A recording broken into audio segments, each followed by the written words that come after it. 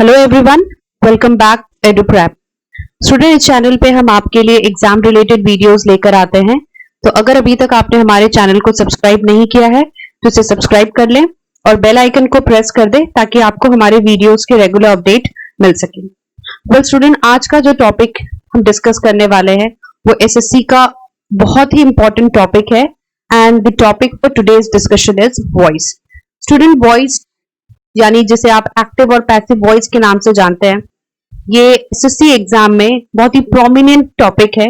हर बार exam में होता है और इस अच्छे खासे क्वेश्चंस आते हैं आपके एग्जाम में, प्री में भी और मेंस में भी। तो अगर आप चाहते हैं कि ये सेक्शन बहुत ही स्कोरिंग है, ये आपको पता है, कुछ टिपिकल रूल्स आपको याद रखने हैं और अगर आपको वो रूल्स याद है तो आप बहुत इजीली ऑप्शंस को एलिमिनेट करके इस सेक्शन को एस कर सकते हैं और 100% एक्यूरेसी के साथ एस कर सकते हैं। सबसे बेस्ट पार्ट ये है। तो सेशन को शुरू करते हैं और चलते हैं हमारे पहले वर्ड की तरफ जो मैंने आपको यहाँ पे मेंशन किया हुआ है। स्टूडेंट, आपको वर्ड दिया हुआ है वॉइस। तो पहले हम बात कर लेते हैं कि स्टूडेंट वॉइस होता क्या है बेसिकली। तो अगर मैं वॉइस वर्ड की बात करूं तो आप आवाज बोलोगे, ठीक है। बट आवाज अगर जब आप बोलते हो तो ही आवाज आती है, तो बोलना इज अ एक्शन। यानी जो वॉइस होता है स्टूडेंट, हमेशा याद रखिए कि ये इसका रिलेशन हम किससे शो करते हैं, हमेशा वर्ब के साथ, यानी कि एक्शन। ठीक है, ये याद रखिएगा, हम वर्ब के से इसका रिलेशन देते हैं, ठीक है, जो कि एक एक्शन है। और अगर टिपिकल डेफिनेशन की बात करूं तो हम ये कहते हैं कि वॉइस बेसिकली क्या है, किसी भी वर्ब की क्वालिटी है। It's a quality of verb जिसका काम होता है, यानी इट दैट इंडिकेट्स, ये शो करता है, क्या शो करता है ये आपको, ये शो करेगा कि सब्जेक्ट काम कर रहा है, यानी क्या सब्जेक्ट एक्ट कर रहा है, या फिर जो है सब्जेक्ट जो है वो रिसिपिएंट है। ठीक है, मतलब ये अगर मैं पूरी कंप्लीट डेफिनेशन कहूं तो हम क्या कह सकते हैं कि voice is the quality of a verb that indicates whether the subject acts, ठीक है, और इट इज एक्टेड अपॉन। ठीक है, एक्टेड अपॉन कहने का मतलब सिर्फ ये है कि जब आप सब्जेक्ट एक्ट्स कहते हैं यानी कि यहां सब्जेक्ट डोमिनेंट होता है, सब्जेक्ट ही कोई भी एक्शन परफॉर्म कर रहा है। लेकिन हम जब एक्टेड अपॉन कहते हैं इसका मतलब सब्जेक्ट क्या बन जाता है, वर्ब, यानी कि एक्शन जो है उसका रिसिपिएंट। ठीक है, तो अगर रिसिपिएंट है तो ये पैसिव फॉर्म होगा और अगर सब्जेक्ट खुद एक्शन कर रहा है तो वो एक्टिव फॉर्म है। और इसी डेफिनेशन के हिसाब से अकॉर्डिंग हम इन्हें डिवाइड करते हैं टू टाइप्स में, first is active and second is passive. अब जैसा कि डेफिनेशन में कहा गया कि एक्टिव वॉइस जो होगा तो यहाँ पे सब्जेक्ट एक्शन परफॉर्म करेगा, यानी कि यहाँ सब्जेक्ट डोमिनेंट होंगे, ठीक है, और यहाँ ये ही एक्ट कर रहा है, सब्जेक्ट एक्ट्स, ठीक है, जबकि यहाँ पे सब्जेक्ट क्या हो जाएगा, रिसिपिएंट बन जाएगा। ये याद रख, वो भी किसका, ऑफ अ वर्ब्स एक्शन, किसी भी वर्ब के एक्शन का ये रिसिपिएंट बन जाएगा। तो इसी डेफिनेशन के बेस पे हम वॉइस को डिवाइड करते हैं एक्टिव वॉइस में और पैसिव वॉइस में। स्टूडेंट, इस चैप्टर को मैंने 2 पार्ट्स में डिवाइड किया है। तो फर्स्ट पार्ट जो है उसमें हम टेंस रिलेटेड जितने भी रूल्स है वो डिस्कस करेंगे और उसके बाद जो कुछ एक्सेप्शनल पॉइंट्स होते हैं लेट का मॉडल वर्ब्स के साथ कैसे यूज किया जाता है वो हम सेकंड पार्ट में डिस्कस करेंगे। तो ये सेशन बहुत इंपॉर्टेंट है क्योंकि ये बिगनर्स के लिए भी है, जिन बहुत ही बेसिक मैंने रखा है एग्जाम्पल्स और सारे कॉन्सेप्ट, ताकि जो लोग पहली बार भी वॉइस पढ़ रहे हो उनको इससे रिलेटेड कोई भी प्रॉब्लम ना आए। ठीक है, तो चलिए अब हम चलते हैं हमारे सेशन की तरफ। जैसा कि आप देख सकते हैं वॉइस को हमने 2 पार्ट में डिवाइड कर दिया।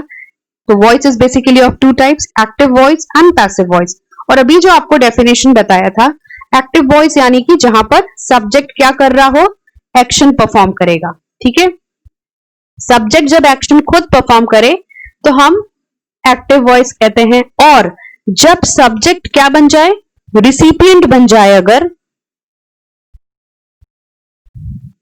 रिसिपिएंट ऑफ वर्ब एक्शन, किसी वर्ब यानी किसी एक्शन का अगर रिसिपिएंट बन जाएगा तो हम उसे क्या कहते हैं, पैसिव वॉइस। ठीक है, डेफिनेशन ले लेते हैं।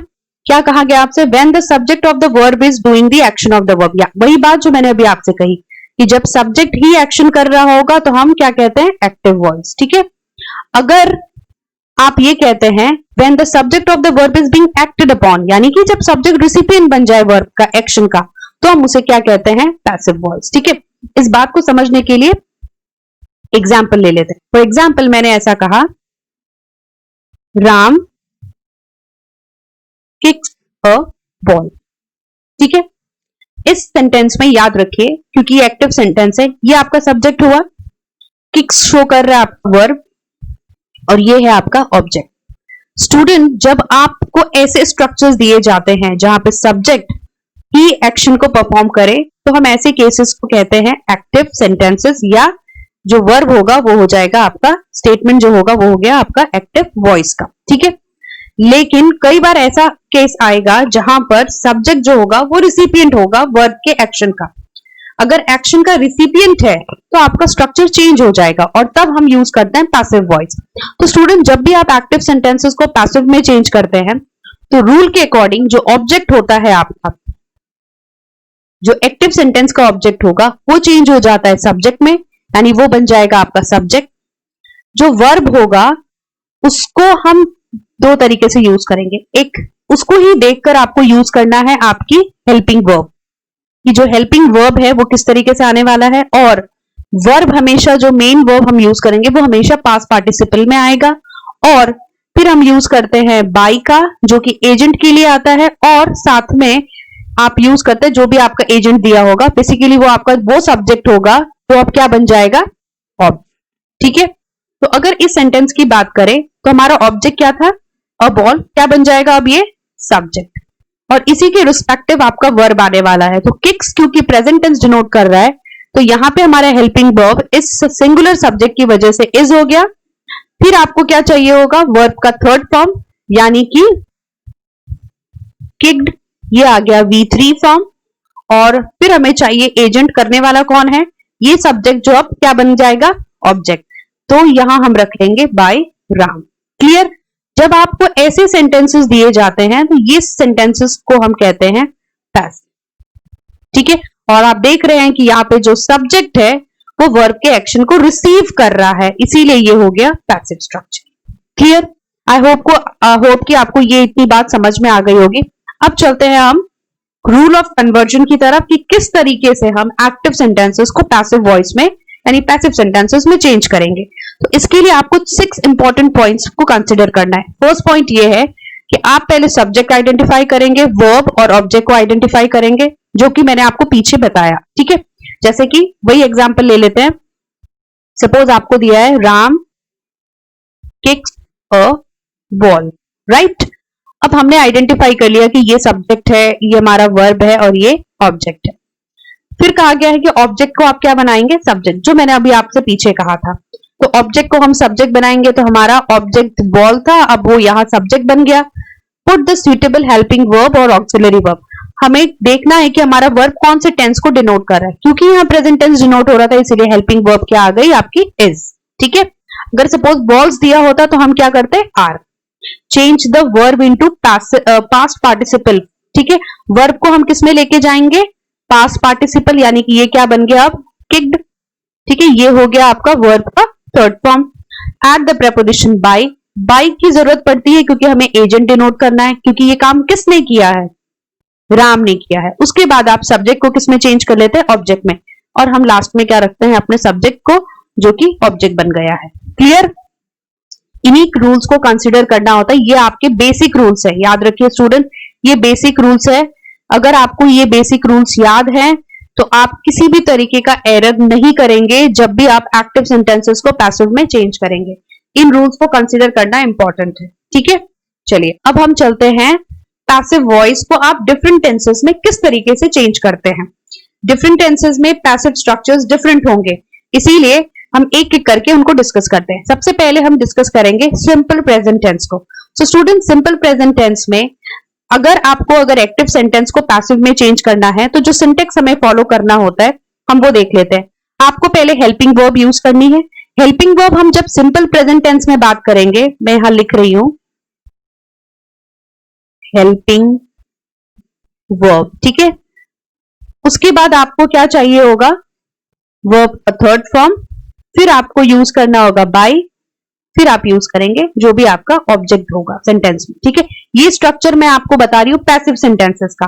अब अगर हेल्पिंग वर्ब कहने का मतलब मेरा यहाँ क्या होगा, अगर प्रेजेंट सिंपल प्रेजेंट टेंस है तो आपको क्या क्या यूज करना पड़ेगा, इज, एम और आर का, ठीक है। जो भी वर्ब का थर्ड फॉर्म दिया होगा वो करेंगे आप, बाय और ऑब्जेक्ट यानी कि एजेंट का यूज करेंगे। क्लियर।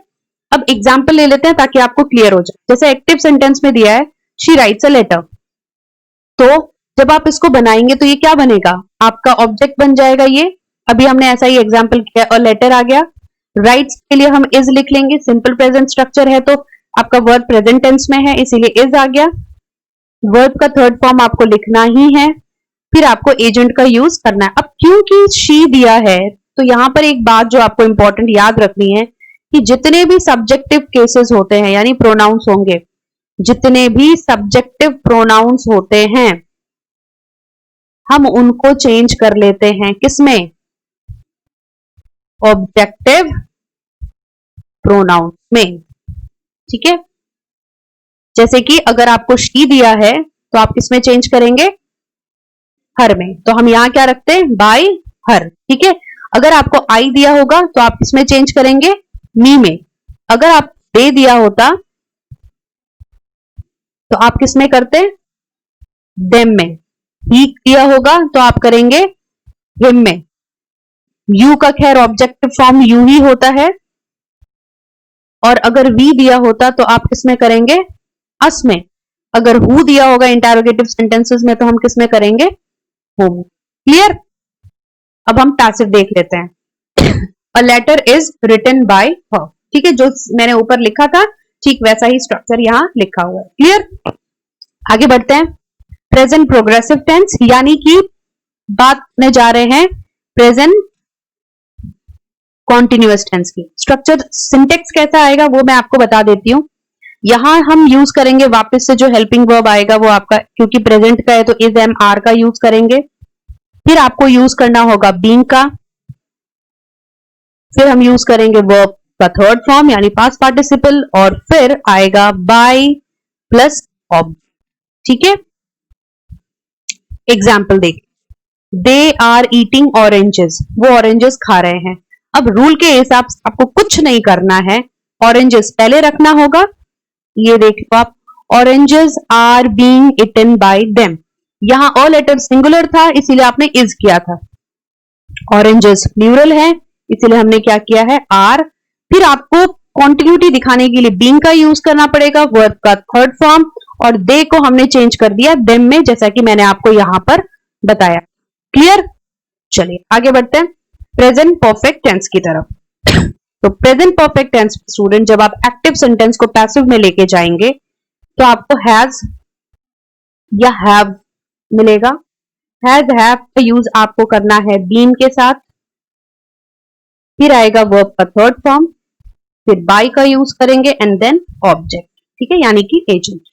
अब आपको अगर कोई भी किसी भी तरीके का सेंटेंस दिया गया है, ठीक है, जैसे हम ले लेते हैं एक्टिव में दिया है आप, ये इंटरोगेटिव सेंटेंस लिया है हमने, has she completed the work, ठीक है, has she completed the work. तो आप जब इसको चेंज करेंगे तो क्या हो जाएगा, has the work been completed by her, क्योंकि इंटरोगेटिव सेंटेंसेस है तो ऑक्सिलरी आपको स्टार्टिंग में रखनी है, लेकिन बाकी का स्ट्रक्चर जो है वो उसी तरह चेंज होगा जो आपका रूल कहता है। ऑब्जेक्ट को बनाया सब्जेक्ट, हैज के बाद आपको बीन का यूज करना था जो आपने ऑलरेडी कर दिया है। V3 चाहिए था, वर्ब का थर्ड फॉर्म हमने यहां रख दिया है, और T जो था वो चेंज हो जाएगा आपका किसमें, ऑब्जेक्टिव फॉर्म में यानी कि हर में। क्लियर। ये तो खैर इंटरोगेटिव था। अगर सपोज इंटरोगेटिव नहीं होता और लेट्स से ऐसा कुछ सेंटेंस है, I have done my homework, let's say ऐसा कुछ सेंटेंस है, तो जब आप इसको यहाँ पे इंटरोगेटिव है, यहां मैंने सिंपल जनरल सेंटेंस लिया है, अब अगर इसको आप चेंज करेंगे तो आपका ऑब्जेक्ट क्या हो गया, माय होमवर्क। फिर आपको चाहिए होगा, अब आप यहां पे हैव नहीं कर सकते क्योंकि अब आप अपनी सिंगुलर की बात करेंगे तो यहां क्या हो जाएगा, हैज। फिर आपको क्या चाहिए, बीन। अब वर्ब का थर्ड फॉर्म यानी कि डन। अब आपको यहाँ पे बाई में लिखने की जरूरत नहीं है क्योंकि आप अपनी ही बात कर रहे हैं, तो वो दोबारा लिखने की जरूरत नहीं होती है, ठीक है। या इस केस में भी अगर दिया गया होता तो हम यूज नहीं करते, ठीक है, ये बात भी याद रखिए। चलिए आगे बढ़ते हैं नेक्स्ट की तरफ, सिंपल पास्ट टेंस। तो स्टूडेंट जब हम सिंपल पास्ट की बात करते हैं तो यहां पर आपको हेल्पिंग वर्ब जो याद रखना है, चेंज करते समय वॉज और वर का यूज किया जाता है अकॉर्डिंग टू सब्जेक्ट। फिर आप वर्ब का third form past participle use करेंगे, बाय का यूज करेंगे एंड देन ऑब्जेक्ट। जनरल सा स्ट्रक्चर आएगा। एग्जाम्पल देखिए, he did not buy a book. Did not, did जो है वो क्या दे रहा है आपको, पास्ट, ठीक है, ये एक्टिव स्ट्रक्चर है। अगर हम पैसिव में जाते हैं तो क्या हो जाएगा आपका सेंटेंस, अ बुक, ये आपका ऑब्जेक्ट था जो बन गया सब्जेक्ट, इसके लिए आपको चाहिए वॉज, बुक के लिए हमारा सिंगुलर सब्जेक्ट था इसलिए वॉज, नॉट उसी तरीके से नेगेटिव वर्ड आएगा, फिर आ गया आपका बॉट यानी वर्ब का थर्ड फॉर्म, और ही लिखा था इसीलिए बाय के साथ हम उसी का ऑब्जेक्टिव फॉर्म यूज कर रहे हैं। क्लियर हो गया आपको, ये इंपॉर्टेंट है, इसको याद रखिएगा। चलिए आगे बढ़ते हैं, पास्ट प्रोग्रेसिव टेंस यानी पास्ट कॉन्टिन्यूअस टेंस। एग्जाम्पल आपके पास दिया ही हुआ है, she was washing a shirt. ये भी प्रेजेंट की तरह होगा, बस ऑक्सिलरी पास्ट की आपको यूज करनी है। जब हम पास्ट की ऑक्सिलरी की बात करते हैं, लेट्स से आपको पास्ट की ऑक्सिलरी दी हुई है, दी जाएगी वॉज और वर। जब आप पैसिव सेंटेंसेस लिखेंगे तो आपको वॉज और वर का यूज करना होगा, साथ में आप यूज करेंगे बीइंग। कॉन्टिन्यूअस सेंटेंसेस में इसकी इंपॉर्टेंस है तो इसको यूज करना पड़ेगा आपको। फिर आपको वर्ब तो हर बार थर्ड फॉर्म में रखना ही है, बाय का यूज करेंगे और जो आपका ऑब्जेक्ट होगा उसका, यानी कि जब हम इस सेंटेंसेस को ले जाएंगे तो क्या हो जाएगा, अ शर्ट जो कि आपका ऑब्जेक्ट था वो अब सब्जेक्ट बन गया, ठीक है। अ शर्ट तो आप वर नहीं करेंगे, अ लिखा है इसका मतलब was, being washed by her, she को हम किस में चेंज करेंगे, हर में, ठीक है। देखिए, a shirt was being washed by her, ये आपका हो गया एजेंट, करने वाला पर्सन। क्लियर, ये आ गया आपका वर्ब का थर्ड फॉर्म, बीइंग का यूज हमने कर दिया, वॉज अकॉर्डिंग टू सब्जेक्ट है, ठीक। चलिए आगे बढ़ते हैं, past perfect tense. So student जिस तरीके से प्रेजेंट परफेक्ट था उसी तरीके से पास्ट परफेक्ट है। यहाँ पे जो हेल्पिंग वर्ब आप यूज करते हैं वो होगा हैड। जिस तरीके से वहां बीन का यूज किया था यहाँ भी हम बीन का यूज करेंगे। फिर आपको वर्ब का थर्ड फॉर्म यूज करना होगा, फिर हम यूज करेंगे बाय प्लस ऑब्जेक्ट, ठीक है। एग्जाम्पल देख लीजिए, they had one the match, ठीक है, कुछ नहीं करना है, इसको चेंज करेंगे, ये ऑब्जेक्ट सब्जेक्ट बन गया, the match had been won by them. क्या आ गया आपका, the match had been won by them, ठीक है। बिल्कुल इस सिंटेक्स को याद रखिए, आप एग्जैक्टली वैसे सेंटेंसेस फ्रेम कर सकते हैं। दोनों प्रेजेंट और पास्ट दोनों में बीन का यूज होगा, सिर्फ हेल्पिंग वर्ब चेंज हो रहे हैं क्योंकि पास्ट का है इसलिए हम हैड का यूज करेंगे, प्रेजेंट परफेक्ट होता तो हम हैज या हैव का यूज करते। क्लियर, और दे को हम ऑब्जेक्टिव फॉर्म में देम में यूज करेंगे। चलिए अब वन का यहाँ पे आप देख रहे हो वैसा ही दिया था, ये वही, ये हैड वन खुद ही क्या है, पास्ट परफेक्ट स्ट्रक्चर है, बस हमने बीन लगाया है और स्ट्रक्चर तो सिमिलर ही क्योंकि वर्ब आपको हमेशा थर्ड फॉर्म में ही रखना है, ठीक है। चलिए आगे बढ़ते हैं, सिंपल फ्यूचर टेंस। अब स्टूडेंट जब आपको सिंपल फ्यूचर स्ट्रक्चर्स दिए जाते हैं तो जनरल फ्यूचर दिखाने के लिए विल का और ऑब्लिगेशन वगैरह दिखाने के लिए हम शैल को यूज करते हैं। जब आप ऐसे सेंटेंसेस पैसिव में चेंज करते हैं तो हम यहां पर यूज करते हैं विल और shall plus d, verbs third form, then by plus object, ठीक है, ये आपको याद रखना है। अब एक जनरल से सेंटेंस ले लेते हैं, she will write a poem, ठीक है, वो पोएम लिखेगी। अब यहां पर भी क्या था, अ पोएम आप पहले ले लेंगे, फिर हमें क्या करना पड़ेगा, विल बी, वर्ब का थर्ड फॉर्म आपको चाहिए, क्या हो जाएगा, रिटन, कौन लिखेगा, शी, उसका ऑब्जेक्टिव फॉर्म क्या आ जाएगा, बाय हर, ठीक है। ये रहा आपका structure passive, a poem will be written by her. Clear, आगे बढ़ते हैं, फ्यूचर परफेक्ट। तो स्टूडेंट जब आपको फ्यूचर परफेक्ट दिया जाता है तो स्ट्रक्चर जब आप एक्टिव से पैसिव में लेके जाएंगे तो आपको विल और शैल के साथ हैव बीन को यूज करना पड़ेगा, फिर हम वर्ब का थर्ड फॉर्म यूज करेंगे, देन बाय, और फिर जो आपका ऑब्जेक्ट दिया गया हो, ठीक है। एग्जाम्पल ले लेते हैं, we will have received the letter, ठीक है, हम रिसीव कर लेंगे लेटर को। अब आपको क्या करना है, क्या आएगा, द लेटर, उसके बाद क्या करेंगे हम, the letter will have been received करना ही पड़ेगा, received by him. ठीक है, क्या आ जाएगा? The letter will have been received by him. Clear? तो बिल्कुल ये सिंटेक्स के अकॉर्डिंग आपको चेंजेस करने होते हैं। अब आते हैं हमारे इंपॉर्टेंट नोट की तरफ। आप देख रहे होंगे कि मैंने आपको बहुत सारे टेंसेस बताए, लेकिन मैंने प्रेजेंट परफेक्ट कॉन्टिन्यूअस नहीं बताया। आपने देखा होगा कि मैंने आपको पास्ट परफेक्ट कॉन्टिन्यूअस नहीं बताया। तो स्टूडेंट आपको याद रखना है, यहाँ नोट में वही पॉइंट आपको मेंशन करने जा रही हूं कि जब भी हम पैसिव वॉइस बनाते हैं, अगर आपको प्रेजेंट परफेक्ट कॉन्टिन्यूअस दिया है, पास्ट परफेक्ट कॉन्टिन्यूअस दिया है, फ्यूचर कॉन्टिन्यूअस दिया हो या फ्यूचर परफेक्ट दिया जाए, तो उनका पैसिव नहीं बनता है, वो एज सच ही यूज किए जाते हैं। ठीक है, तो ये बात बिल्कुल ध्यान रखिएगा कि हम इनमें से किसी का भी, यानी कि प्रेजेंट परफेक्ट कॉन्टिन्यूअस का नहीं बनाएंगे, पास्ट परफेक्ट कॉन्टिन्यूअस का नहीं बनेगा, फ्यूचर कॉन्टिन्यूअस का नहीं बनेगा, और फ्यूचर परफेक्ट कॉन्टिन्यूअस का कभी भी पैसिव फॉर्म नहीं बनता है।